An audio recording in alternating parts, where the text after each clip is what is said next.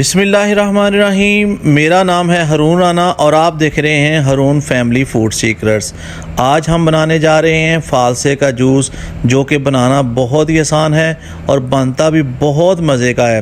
اپنے بچوں کو بازاری جوس سے بچائیں اور یہ جوس پلائیں، انشاءاللہ تعالی آپ کے بچے بار بار اس کو مانگیں گے۔ اور یہ چلیں پھر آج کی ریسپی کی طرف چلتے ہیں۔ یہاں میں نے 1 kg فالسا لے لیا ہے اور فالسا لے کے آپ نے اس کو اچھے طریقے سے پہلے صاف کر لینا ہے۔ صاف کرنے کے بعد کسی بھی جاری دار کنٹینر میں اس کو ڈال کر اس کو آپ نے اچھے طریقے سے واش کرنا ہے، تاکہ اس کا جتنا بھی گند ہے وہ سارا صاف ہو جائے۔ صفائی آپ نے اچھے طریقے سے کرنی ہے۔ یہاں پر شوگر میں نے لی ہے 1/2 kg اور کالا نمک، یہ آپ اپنی ضرورت کے مطابق ڈال سکتے ہیں، لیکن میں نے یہاں پر 2 ٹی اسپون جو ہے نا وہ لیے ہیں۔ اب ہم اس کو ایک پین میں ڈالیں گے۔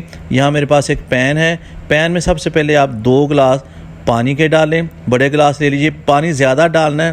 اس کے بعد پانی ڈالنے کے بعد آپ نے اس کو جو جتنا بھی آپ کے پاس فالسا ہے وہ 1 kg آپ اس کے اندر یہ ڈال دیں۔ پانی کی مقدار بڑی زیادہ کیوں رکھنی ہے میں بعد میں بتاؤں گا۔ اب یہ فالسا جو ہے اس میں آپ اس کو سارا اس میں ڈال دیں اور ہلکی آنچ کے اوپر اس کو پکانا شروع کر دیں۔ جب یہ ہلکی آنچ کے اوپر آپ اس کو پکائیں گے تو انشاءاللہ تعالیٰ یہ فالسا آپ کا جلدی جو جوس ہے نا وہ خراب نہیں ہوگا۔ اس کو خوب اچھے طریقے سے پکائیں۔ اب دیکھیں آپ کے سامنے، یہ دیکھیں یہ سارا جو ہے نا وہ بوائل ہونا شروع ہو چکا ہے۔ یہاں تک آپ نے اس کو بوائل کرنا ہے اور اس کا جو پلپ ہے وہ بہت ہی جو ہے نا وہ سافٹ ہو چکا ہے۔ اب ہم اس کو ایک بلینڈر میں ڈالیں گے۔ بلینڈر میں ڈال لیا میں نے اس کو۔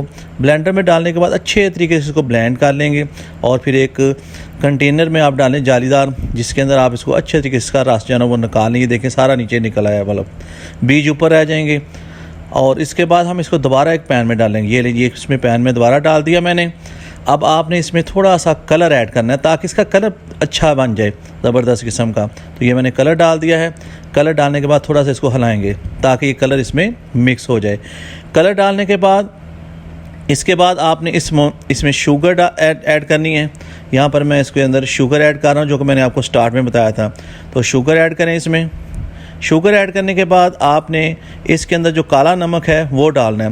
یاد رکھیں کہ جو نیکسٹ ریسپی ہوگی میری، اس میں ایسا آپ کو اس میں ٹپس دوں گا کہ آپ 2 ماہ تک آپ کا جو شربت ہے انشاءاللہ وہ خراب نہیں ہوگا۔ اس کے بعد جو نیکسٹ میری ریسپی آ رہی ہے، تو یہ تو ریسپی ہے، یہ فوراً آپ اس کو تازہ فریش یوز ہے، اس کو یوز کر سکتے ہیں گھر میں۔ اس کو زیادہ دیر آپ نے سیف نہیں کرنا ہے۔ تو یہاں پر ہمارا جو جوس ہے وہ دوبارہ پھر پک کے تیار ہو رہا ہے اور الحمدللہ ریڈی ہے۔ اب یہاں پہ ہم اسے کنٹینر میں ڈال لیں گے۔ کنٹینر خشک ہونا چاہیے، اس میں ایک بھی پانی کا قطرہ نہیں ہونا چاہیے۔ کنٹینر جو ہے نا وہ آپ نے بالکل خشک رکھنا ہے اور جس کے ساتھ ڈالنا ہے اس کے اندر بھی جو ہے نا وہ پانی نہیں ہونا چاہیے۔ تو یہ ہمارا جوس تیار ہو چکا ہے، سرونگ کے لیے ریڈی ہے۔ آئس ڈالیں، آدھا جو گلاس جوس ڈالیں اور اس کے بعد اس میں پانی ڈالیں۔